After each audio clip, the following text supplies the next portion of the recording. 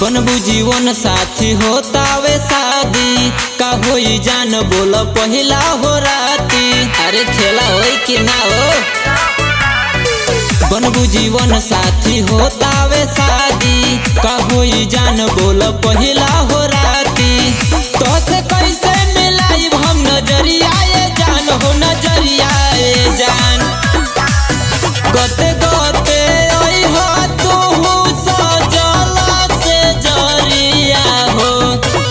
हम बंद करब धीरे से के वड़िया ये जान।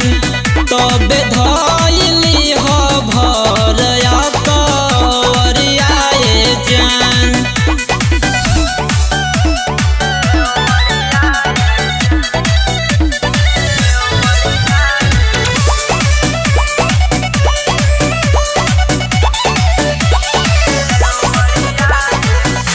जानिले न हम प्यार करे के तरीका।